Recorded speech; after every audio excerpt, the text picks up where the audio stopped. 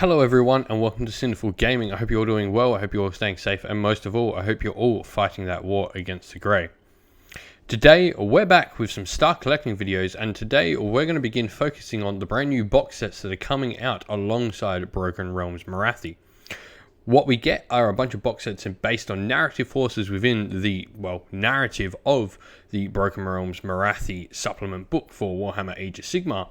And so we're going to be looking at each of these cool boxes that's come out that gives us a variety of different units across different armies, and we'll be looking at any ones in the future as well that come out with different books if this continues to be a thing.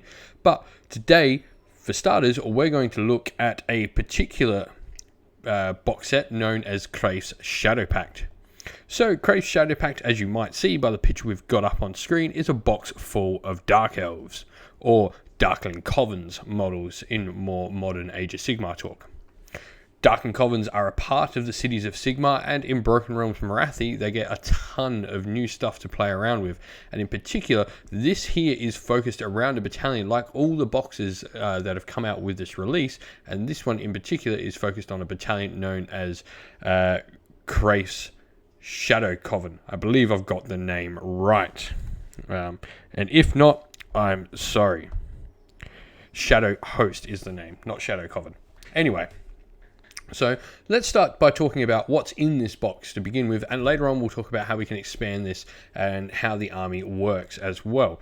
So the models we're going to be getting is, we get the nice big centerpiece that is a sorceress on Black Dragon as shown in the picture, although it can also be built as a Dreadlord on Black Dragon, which is a much more combat orientated version.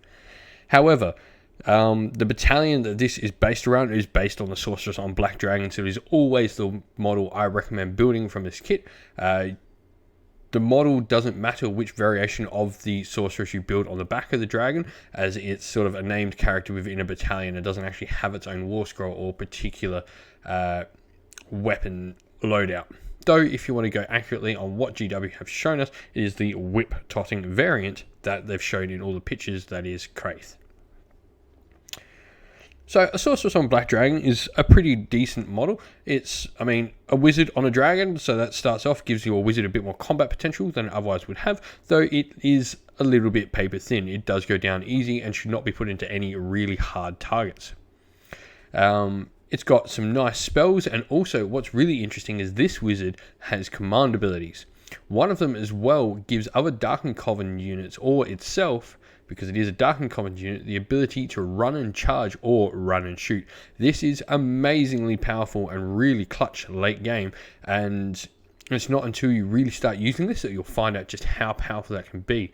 That really puts up those Darkshards potential threat range when they have a 16-inch threat range, shooting attack. They can move 6, they can run 6 potentially. They also are Cities of Sigmar, so they get +1 to their run, so which means that 13 plus their 16, they're actually a 29-inch threat range unit, and they can get buffed up to the 9s within the particular lineages we'll be looking. So she is definitely a good model, and she's also got another command ability. Yes, 2 command abilities. That's what's fantastic about this. That is reroll 1s to wound. Rerolls to wound is a fantastic ability and not something all that common in Warhammer Age of Sigmar. Let's talk a little bit about the Dreadlord on Black Dragon, because if you wish to go down that route, it's a completely fine alternative, though you will miss out on different parts that we talk about in this video because you won't be able to take the battalion. Though, I use Dreadlord on Black Dragon a lot, as in Cities of Sigmar, it can really function as a very good solitary piece that goes out and deals with threats by itself. It's never going to take on the massive things within the game, but it can deal with little pesky units and get to where it needs to, and medium-sized units it can also deal with as well, with a decent amount of attacks and the ability, because of it's a character, to give itself reroll once to hit or saves if it needs to survive. And it's also got a generic command ability as well, which is +1 to wound, which once again is just wounding command abilities, and buffing up your wound rolls is always good for command abilities. And of course, that can be used on other Order Serpentis. Now, the issue with the Dreadlord is he is Order Serpentis, not Darkling Covens. And that's massive, because it means his command abilities are only going to work on him, not any of the other units we have inside this. You would need to pick up units, say, as Drakespawn Knights or Hydras or other Dreadlords on Black Dragon for his command abilities to be working on. But let's talk about the 2 units in here. And so we've got a unit of 10 Darkshards. Now this box set can only be built as Darkshards, so you will get 10 crossbowmen regardless. It is the only kit that's not a dual kit within this entire kit. Always recommend building a musician, a standard bearer, and a champion for the unit, as always, because they're free. Why not? And also the Dark Elf banners are really nice. They're not too massive that they are a pain to paint, but they've got a decent amount of space that you can really try some good freehand techniques, or if not, just leave them blank or paint stripes, because they're not so big that they're going to look weird if you do something like that to them. So you've got the options to go both ways with a decent sized banner to be able to be painted in the box. Once again, I mentioned before, they've got a decent range. Command ability pluses that they can get from the sorcerers really increase this threat range, and in large numbers these can be quite effective. They've got 2 shots each. They don't particularly hit great when in low numbers and when you start dropping, but if we start increasing this unit later on, they get +1 hit as long as we've got 10 or more models. So obviously at 10, as soon as I lose one, they're not going to get that +1 hit, but if you start increasing this later on, you can definitely get some more pluses to hit. And make them much more effective, especially when you combine it with a reroll 1's command ability. We've then also got 10 Dreadspears or Bleak Swords. Now, Dreadspears are the option that I recommend building, mainly because they are going to fill into the battalion. Bleak Swords are not part of the battalions, and really, these are 2 different combat units. They've got a decent save of 4 up, which is no slouch of a save in Warhammer Age of Sigmar. That's a pretty decent save. If you're coming from, I guess, 40k, a 4-up save in Age of Sigmar is equivalent to what you would assume a 3-up save is in 40k. It's a very decent save. Better than average. 5-up is actually the average save in Warhammer Age of Sigmar. So 10 Dreadspears, they're nothing too decent. Both variations of Dreadspears and Bleak Swords, once again, get +1 to hit so long as they've got 10 or more models in the unit. They've got those cool banners, as I've mentioned before, that can be used to either do freehand or look good in just some flat colours or basic stripe patterns, or just basic patterns in general. And yeah, build a musician, standard bearer, and champion as always. The Dreadspears' special little ability that they get is when they roll 6s to hit, I'm pretty sure is correct. They get +1 rend on their weapons, and they've of course got a 2-inch reach due to having spears, which means they'll fight 3 deep as 25mm base models. And also, Bleak Swords, on the other hand, they get extra exploding attacks. So every time they roll a 6 to hit, it becomes 2 wound rolls instead of 1. Pretty cool, but they'll only fight in 2 ranks because they've got 1-inch range. But that's it for the units inside the box set. Next up, we're going to talk about how we can expand this. So where to next then, after we've got our box? So there's quite a few cool options that you can look down, and I picked out a few that I think will be great to just sort of get you into more ways of playing the particular army that we're focusing on here. So it's worth mentioning that I guess the big thing with Morathi and what this box set is supposed to be all about is building a Har Kuron force. Now, Har Kuron is a brand new city of Sigmar that's in Broken Realms Morathi, and it focuses entirely on Dark Elves. And what's cool about that is it actually allows you to take 1 in 4 of your units to be a Daughters of Cain unit, and that's where I'm going to start. Seeing as we've picked up 3 units, you might be looking for something a little different, but still, I guess, a little bit at home to paint. You might have enjoyed painting that sorceress on Black Dragon a little bit and gotten used to painting some flesh tones on her, so why not, for your next bit of a project for the Force to flesh it out, pick up a Daughters of Cain unit, and my suggestion would be a unit of Witch Elves. Witch Elves are the basic troop of Daughters of Cain, and they do pack quite a punch. What they lack, I guess, in armor, they make up for an amount of attacks and just sheer ferocity and speed they can get across the table at. They have run and charge innately thanks to their horn, and they've also just punch out an amazing amount of attacks and have a cool bunch of different weapon options.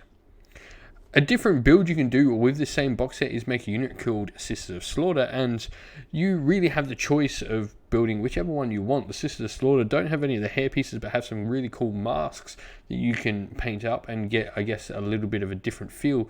Although units we talk about later also can give you that, but that might be able to give you some ideas to tie in between particular units within the Dark Elf force you're building up. Witch Elves are definitely going to be a great one, but any Adored Khaine unit can really be supplemented here. You could get things like Canary or Melusa, which are the harpies and the snakes from the Daughters of Khaine, or potentially even a Cauldron of Blood.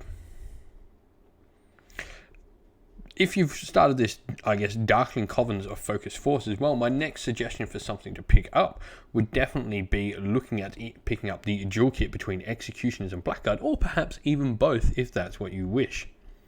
The Executioner and Blackguard models are absolutely fantastic. And you can really pick or choose which one you want to go down in this.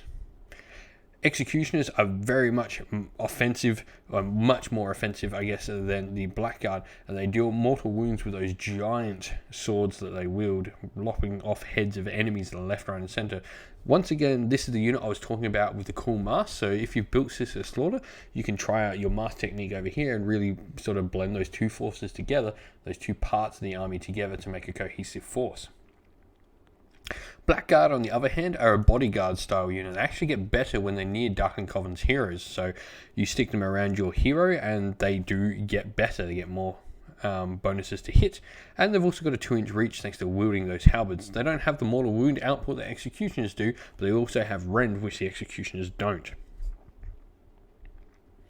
Lastly, and my last suggestion would be, well, let's pick up another hero for the Darkling Covens. Darkling Covens have only wizard heroes, and all their wizard heroes have command abilities. This little sorceress here on foot, once again, has run and charge and run and shoot, which just being able to have multiple heroes doing this at the same time can make your army really effective. If you've got those Blackguard and Executioners, they can also just make them really, really nasty. Running and charging Executioners or Blackguard is a great option to have. Particularly, this little sorceress here can also stick around the Blackguard, meaning the Blackguard are going to get all the bonuses from her. And the sorceress also has a really unique spell called a Word of Pain. This is D3 mortal wounds, which is good because that's better than your basic arcane bolt. It's guaranteed to be D3, but not only that, it's also -1 to hit on the unit it targets. So it can also debuff while dealing a few mortal wounds of splash damage here and there. Lastly, the sorceress has a really cool ability where she can sacrifice a Darkling Covens model, so that can be Blackguard, Executioners, or any of the units previously talked about that we get inside the box. Obviously, you're probably not going to want to use Blackguard and Executioners for sacrifices, but if needs must, you can. And she's going to get +2 to cast when she sacrifices a model to do so. These are the things I recommend going out and maybe giving a try, but there are definitely a lot of other options you can look at when looking to expand upon Kraeth's Shadowpact box. I'd like to know what you think about this new box, and if you've got any questions about different alternative builds and stuff like that, or should I get this unit, please leave comments down below and I'm more than happy to answer all your questions down below in the comments, or you can jump on our Discord server and come there and chat. So lastly, we're going to look at a sample army that we can build based on what I've sort of given you the ideas for. And you can change up things like this to suit the way you've chosen to go, but hopefully my information has at least given you an idea of where to go, and you can make changes to this list, however, and there's a few little changes you can make even with my list, just based on building a different few units. So to start with, it's going to be a 1,000-point list because we're not aiming to build 2k armies with this. We're aiming to build 1,000 just to get you started in Warhammer Age of Sigmar. And so for this army, we're going to be playing in the Allegiance of the Cities of Sigmar, obviously, and we're going to be using Har Kuron, which is a brand new allegiance or sub-allegiance in Morathi. This is an all Dark Elf city. You can only include units that have either the Darkling Coven, Scourge Privateer, Order Serpentis, or Shadow Blades keyword. And also, you get 1 in 4 of your units to be a Daughters of Khaine unit, which is really cool.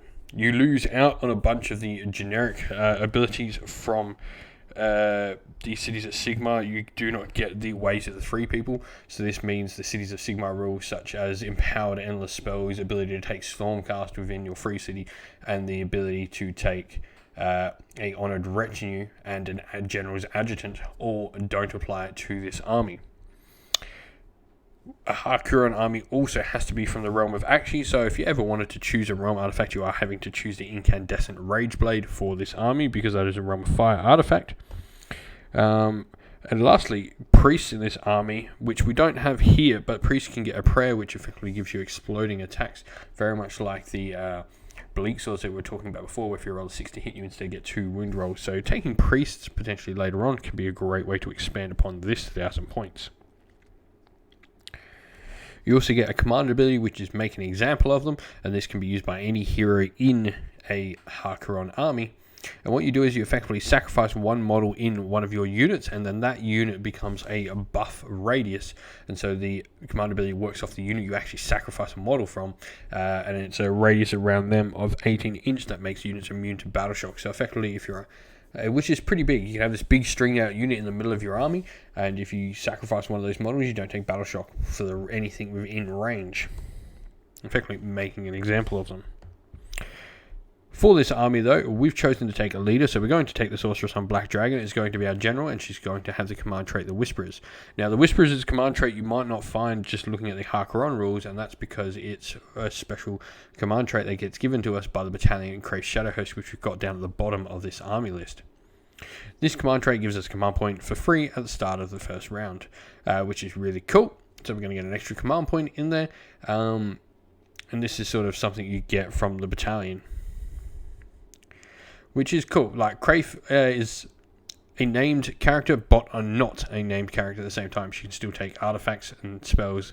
Command trait, obviously, she gets her own special one based on the battalion, but she can still take an artifact as well, and we're going to give her the Traitor's Banner, which gives a aura radius of her of -1 to hit with shooting, which is really good for keeping this dragon alive, because these dragons can be squishy when they've got a sorceress mounted on them. We're going to have the spell, the Withering, and this is going to be able to pick an enemy unit within range of this spell and make all your attacks wound one better than they otherwise would, which is really cool. You can make these dragons really, really scary when most of their attacks are going to be going throughs on 2s to wound now. For our other hero, we're going to choose a second sorceress, and she's going to have an artifact known as the Nullstone Vizard. Now, the Nullstone Vizard, at the beginning of each of your hero phases, you can roll a dice, and on a 5+, you get a command point. So once again, racking up some cool command points now. This is going to work great because both our sorceresses, as mentioned, have command abilities like run and charge and run and shoot, so this can really help our army out. So I'm going to have a cool spell called Vitriolic Spray. This is a personal favourite of mine, and yes, it can be quite hard to get off. It has a really short range of 6 or 8 inch, I believe. Now, looking at it, it is within 6, so you have to sort of set this up to use it. But this spell removes an armor save. It changes it to dash, which is just amazing. This also changes the statistics, so it is not a modifier, so it even works on Ghosty Boys, Nighthaunt, and all things ethereal. For battle line, all 4 units we're going to pick within this army are going to be battle line, and they're going to be the 10 Darkshards and 10 Dreadspears from the Kraeths Shadowpact box that we're going to have. We've chosen to build the Dreadspears. Of course, you could build Bleak Swords, but that would mean you would drop the battalion in this. And then we're going to have 10 Blackguard, though Executioners are perfectly fine. They're actually cheaper than Blackguard, and we do have some points to play around with. Same with Witch Elves. If you went the Executioners, you would actually get enough points to be able to build Assist of Slaughter instead of these Witch Elves. All these are really cool units. The Witch Elves don't generally work along with most of the other stuff until you bring in a Priest at a higher points value, so that would definitely be my first port to call, adding to this 1,000 points, or potentially dropping the battalion out to start with and putting in a Hag, although you would need to add in another unit on top of that as well to keep up with the amount of units required in your army to have, because you would need to have 8 units in total in the army to have 2 Doors of Cain units. But then, obviously, we're going to round out with the Kraeths Shadow Host Battalion, which is a fun battalion to play around with, which is going to give us some fun abilities. Obviously, as previously mentioned, we're going to get the command ability, and we're also going to have the ability for, in your hero phase, the sorceress from this battalion, aka Kraeth, or our sorceress on Black Dragon, otherwise known as. She can declare she will compel her minions to attack savagely. If you do so until your next hero phase, you can add 1 to the attack's characteristics of weapons from Dreadspears and Darkshards in the battalion, but subtract 1 from their saves. So you have to give up a little, but that means your Darkshards are all of a sudden 3 shots each. They can be 3s and 3s if you've potentially put the Withering on a unit, which is really cool. And this can be quite a nice 1,000 points to play around with. And probably a good starting point for anyone wishing to build a full Dark Elf force using the Har Kuron free city rules. But let me know what you think of this down in the comments below. Well, we hope you enjoyed the video. Please leave some comments down below, and don't forget to like the video and subscribe to the channel. Your support means the world to us, and we couldn't do it without all of you liking and subscribing. And to those special people who support the channel on Patreon, a special shout out for you, our Sinful Guard Militia, Christian Weir, Philip Ward, Soren and Kenny Lower, and our Free Good Regiment members James and AJC. Thank you all so much for supporting the channel via Patreon. And if you like to support the channel via Patreon, you can do so by following the link down in the description of the video below. Also, in the description of the video, you'll find a link to our Discord server. You can come chat with me and other members of our community. And it's fastly growing and just an amazing community there. You can come chat, hobby, and hang out with all the time. But thanks for watching. Hopefully, you've gathered some information from this video. Stay safe, everyone. Stay well. And most of all, keep fighting that war against the Grey. I'll see you all again real soon. Ciao for now.